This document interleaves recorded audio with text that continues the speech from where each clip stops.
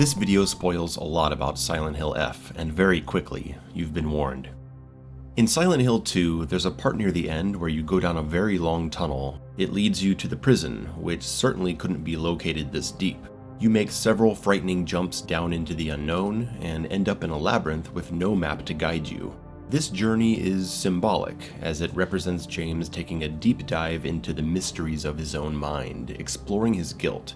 However, that is up to the player to deduce from the experience, because Silent Hill 2 trusts the player to understand the metaphor. It doesn't spell it out for people who don't get it, because spelling it out would ruin the impact and artistry for the people who do get it.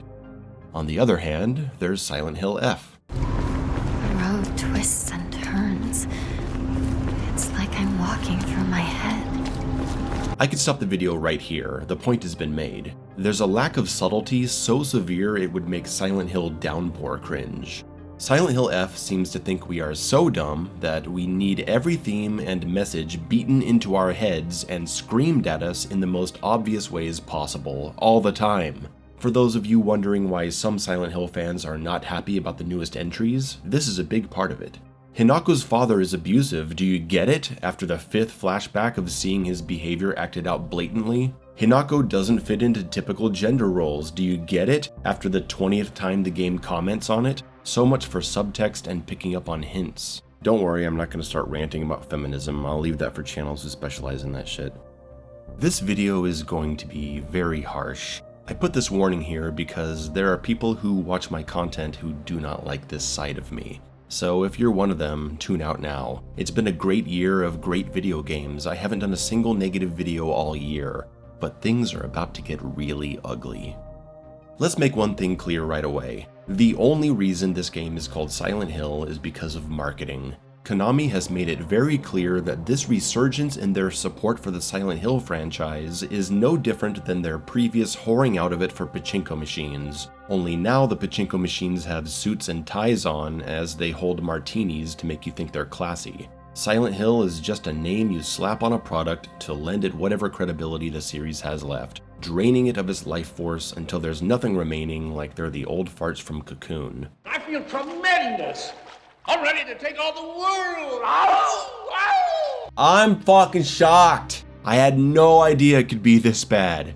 I don't care that this game has fog and dark themes. Everything that happens is not actually happening. You're not actually in this Japanese town in the 1960s. You and your friends are not actually being attacked by monsters. The first ending puts the main character at 20 years old when she's in high school in the game. This all appears to be in her head at a later date or played out in some dreamlike reality that probably makes more sense if you know Japanese spirituality. Point being, this is definitely not about an ancient power or cult ritual that physically manifests monsters in the real world, which is what the Silent Hill series is about. It's not just about the characters, it's about the special local conditions that spark their adventures. This game is instead another short message situation where fog is imagined or dreamed by someone with trauma as they fight monsters in their head or something. It is not a Silent Hill game, and I know at this point you're either totally with me or you hate everything I'm saying, but give me a chance here. My issue isn't with you necessarily, it's with Konami. I'm fine with telling new Silent Hill stories that take place in other locations, Japan included, but at least try to justify your use of the name. The god inside Heather allows Silent Hill 3 to start in another town. Walter's use of the cult's magic in South Ashfield in Silent Hill 4. Something directly tied to the series, so it makes sense to call it Silent Hill, because without a strong connection to the town's power and local cult rituals, you can't do that, especially if nothing's actually being manifested. It doesn't matter if you give another town the name of Silent Hill, or how many flowers you sprinkle in the game that might be the drug used by the cult, or Hinako being told in one of the endings that she was born with divine power, which she may or may not have been, or the existence of other old gods in this place. It all sounds like Dahlia's pubes theory to me. I started thinking, I'm sure they're gonna throw in something stupid so fans can justify this game being called Silent Hill. They'll say, look idiot, in this one room you can find a pile of Dahlia Gillespie's pubes or something, and now it's canon because it has Konami's name on it. Silent Hill F, being a story divorced from the power of the actual town of Silent Hill, would have worked much better as its own IP inspired by the series, or at least something with its own name while having connections to Silent Hill lore, like a companion piece. The best way I can express this, that I think might get through to some of the people who disagree, is by giving the example of Prometheus. Love it or hate it, Prometheus is its own kind of story. While it does take place in the Alien universe and has things that connect to those movies, the tone, story, and themes are pretty different, and the alien itself is in no way central to the movie's plot. It works as a standalone film, but knowledge of the Alien movies can enhance it, and its contributions to Alien lore can deepen your appreciation for the series, or ruin it.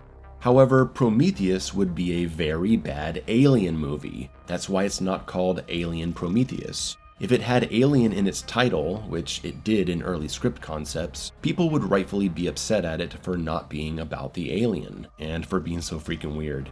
It wouldn't matter what details connected to the world. If it's called Alien, where's the fucking alien? But it's not, it's called Prometheus, so it's okay.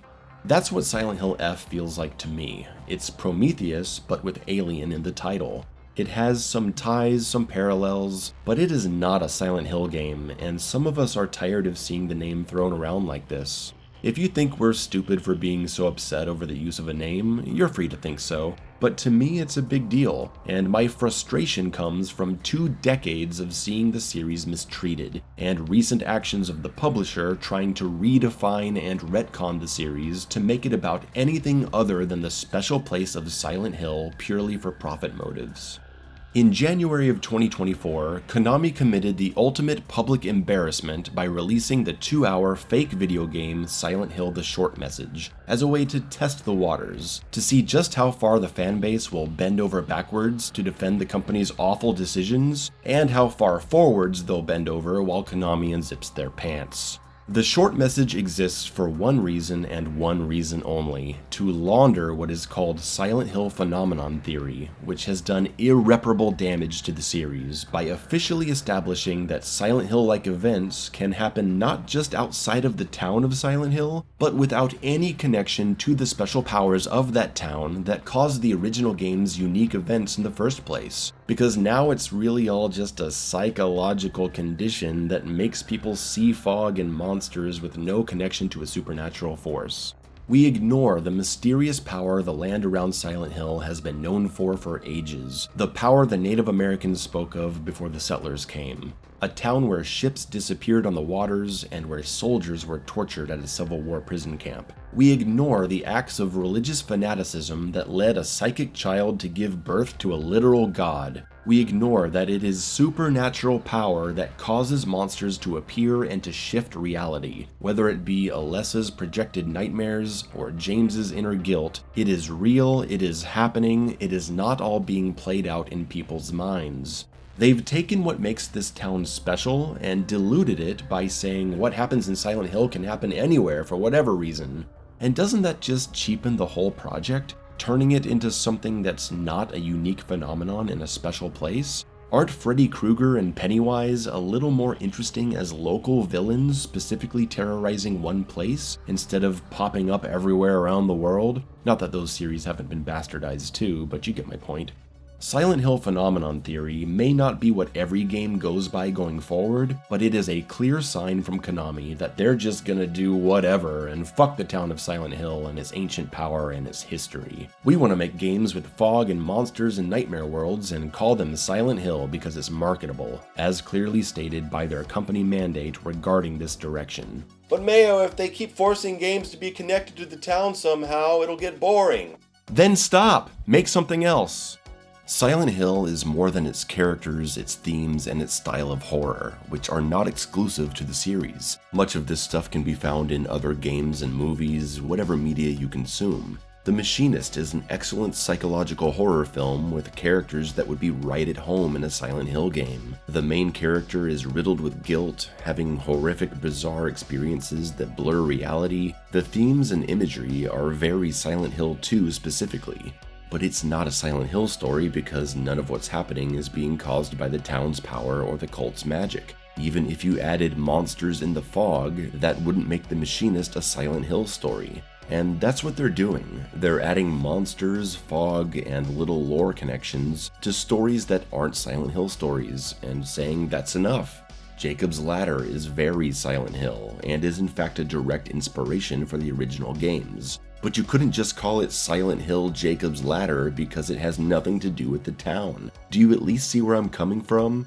If you're okay with this, fine, but I'm not. And this fundamental disagreement doesn't make any of us less of a fan of the series overall.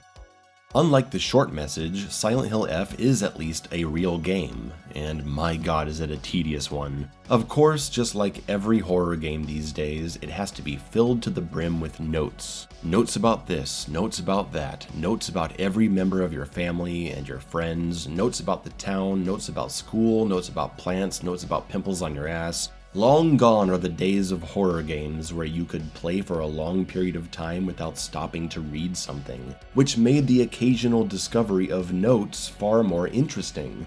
Resident Evil's The Keeper's Diary is so memorable because it's one of the few documents that talks about what's going on. If there were 2 notes in every room, it wouldn't have the same impact. I have a video on The Keeper's Diary, check it out. Now we gotta cram an entire novel into our video games. Signalis, Tormented Souls, Chronos the New Dawn. I'm sick of it. And these are games I love. They're just bad at delivering stories because they're obsessed with fleshing them out to a ridiculous degree. And Silent Hill F is just the latest example of bloated, note-focused storytelling, this time to a degree I've never witnessed before. Leaving the whole "it's not Silent Hill" thing aside, the story itself was sadly not something I felt very invested in. I appreciate the individual themes, and like any story I was open to it at first, but it all felt disjointed and unfocused to me. It's about a friend being jealous of Hinako's friendship with Shu. It's about Hinako not being what a woman should be in society. It's about her alcoholic abusive father and complicit mother. It's about Shu's jealousy of Hinako's engagement. It's about Hinako's pill addiction. It's about a guy cursed by the Fox clan to seek marriage with Hinako because she's blessed with a divine power. I mean, it's all over the place. I don't think any particular story element is bad per se, but I do wish we'd had a more focused central narrative that I could emotionally invest in, because despite reading every note I could find and watching every cutscene, I struggled to see what I was supposed to care about with all the themes so scattered. And I didn't particularly care about Hinako. I found her kinda boring and unlikable. Hinako blurts out the obvious and eventually goes on to scream monologues mid-boss fight like she's in Attack on Titan. It's so Silent Hill, you guys. The only one who gets to laugh at me is my future self! I want is to live my own life. To spread my wings and use them to fly wherever I want to go. Yeah, I just don't care, I'm sorry. For anyone who did connect with this story and loves the characters, okay, I'm happy for you. I'm not into it though. I'm not mad at anyone for loving the game, and I don't support anyone harassing people just because they express appreciation for it. My issue is with people telling critics of it that we're fake fans for not accepting this. Anyway, when we're not reading notes or watching cutscenes, we're doing what the linear objective prompts tell us to do, exploring buildings that are fairly uninteresting in their layouts and looks, fighting monsters, and solving puzzles. The puzzles range from clever and interesting, like the locker combinations that beautifully connect to world building, to utter bullshit, like assuming the player knows what a sakura tree and flower look like enough to distinguish it from the silhouettes of other trees and flowers. Sometimes puzzles are quite interesting and imaginative, but overstay their welcome. This field puzzle should have been half as long. I enjoyed some of them, but I did find there to be a little too much focus on puzzles. I didn't want to do them anymore by the third act, I just wanted it to be over. The game's structure had become insanely repetitive. Walk around the town, pass out, and wake up in the Dark Shrine, over and over. The Dark Shrine segments overstay their welcome, sometimes massively so. They're not scary in the slightest, and they introduce the most ridiculous jumping the shark moment in the series' history, but we'll get to that. First we gotta talk about the combat.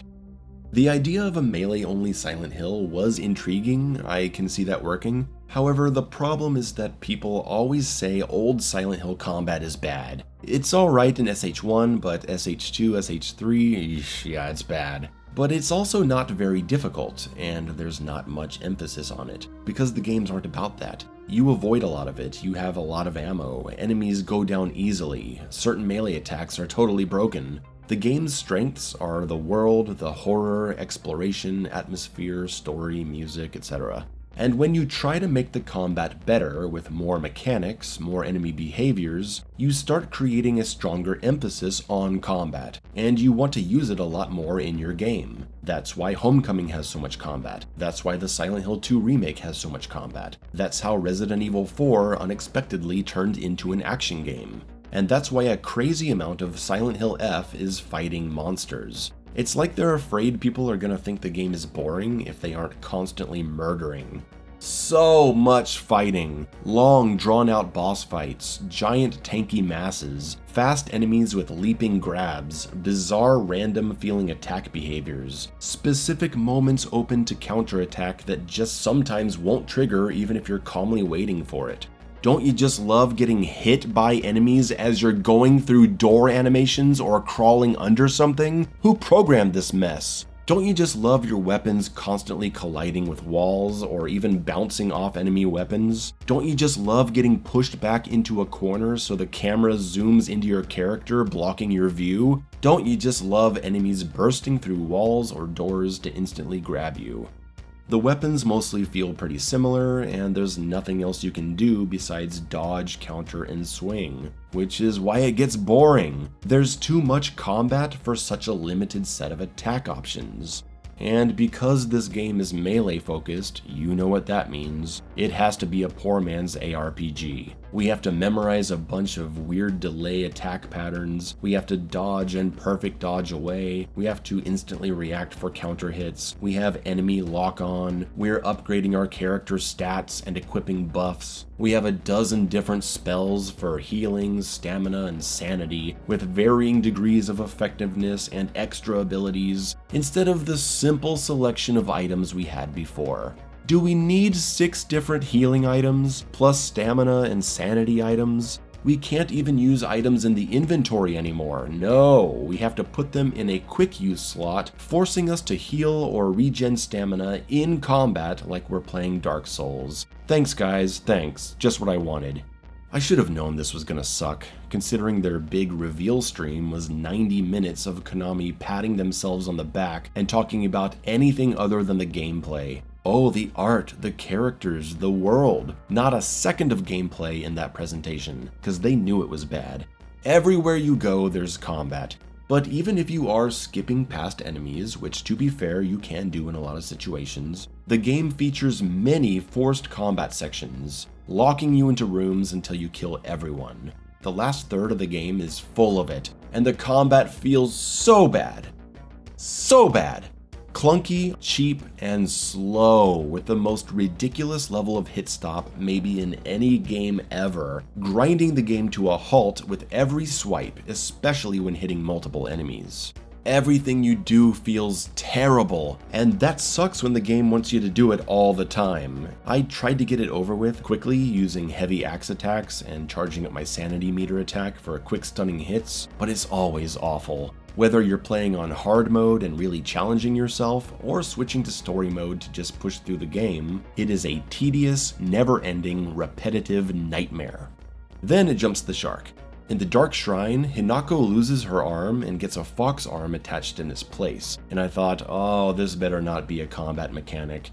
But oh yes, it is. There is now a Silent Hill game where you run around swinging a giant fox arm at the monsters, and then you gain the ability to consume essence from their corpses to charge up a rage mode like it's Devil May Cry. Who asked for this? I'm charging up a fox arm super attack by absorbing corpse energy in a Silent Hill game. You want me to take the subject matter seriously while I'm doing this? I think the weight and sadness of James's story wouldn't have hit as hard if he'd been doing body slams and shooting lasers out of his eyes. Someone take this series away from Konami. There's gotta be something we can do. I'd rather go back to the depressing days of Homecoming and Downpour than deal with this. Take me back to when this series was dead.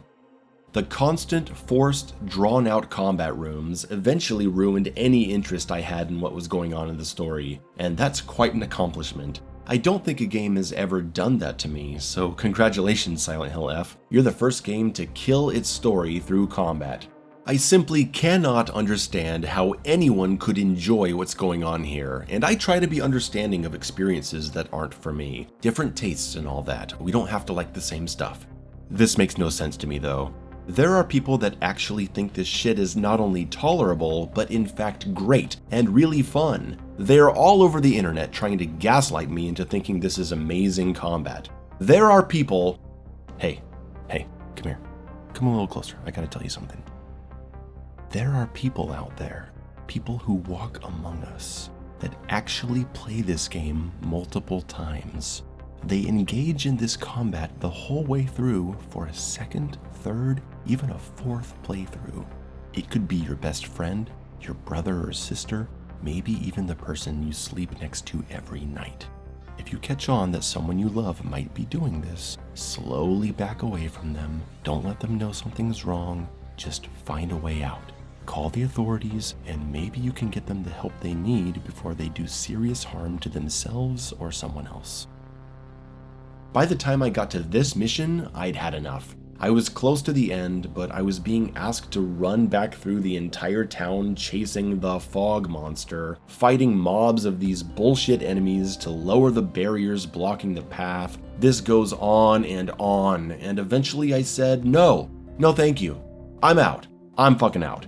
I even lowered it to story mode difficulty to try to rush through it, but it was still just too agonizing to tolerate, so I quit. Yeah, that's right, I fucking quit. Bitch at me all you want and say I shouldn't be talking about the game unless I finished it. I don't care, fuck you. I refuse to waste my time further. I saw someone else play through this part and it looked horrible. The boss fight was more of the same. I watched the endings on YouTube. I read some fan theories. I argued with people on Twitter, as is tradition with a new Silent Hill, and I'm never going back. I learned years ago doing this that if I'm 10 to 15 hours into a game and I'm miserable, finishing it isn't going to make me appreciate it more. You can just walk away. So I did. Silent Hill F is by far the worst, most obnoxious thing I've played all year. It is the short message again, but with shitty combat and much longer. To me, the evidence shows that Konami sees the Silent Hill fanbase as a bunch of people who sit on the couch wearing their Robbie the Rabbit ears and an I Love Silent Hill t-shirt, grinning and ready to swallow anything the company gives them. I am not saying that everyone who likes this game is that kind of person, but that's what they think of you. If you like this game, fine. You think it's fun, you think it's spooky, you like the story for some reason, we can disagree. I don't have problems with people because they like something I don't, but I am not looking to find common ground with people who think we are fake fans just because we take issue with how Konami is treating this series. And let me just say, if you actually think this is the best game in the franchise, better than the original trilogy, you've lost your mind and we have nothing to talk about. The name Silent Hill isn't like Resident Evil or Biohazard. Those names don't mean anything, so the series is left to be defined by what happens in it. Bio-experiments, basically. That's why they can take it around the world. But imagine for a moment if Resident Evil were instead called Raccoon City. Well, now that changes things. You can't take Leon over to Spain to kill Plagas and call that game Raccoon City. Then, what if we had an unrelated zombie story halfway around the world and called it Raccoon City? And then what if it was all a dream? Oh man, who cares? What's the point? Silent Hill is fucked beyond recognition at this point. I'm expecting Silent Hill to take place on the moon in the next 5 years. They'll take any story and slap the title on it. I bet if you took the movie Solaris and called it Silent Hill Starbound, the fanbase would actually defend it. Whatever. I love Doom. Check out my video on why Resident Evil 3 Nemesis is the true sequel over Code Veronica. Watch my 3-hour video on Season 1 of The Twilight Zone. Goodbye.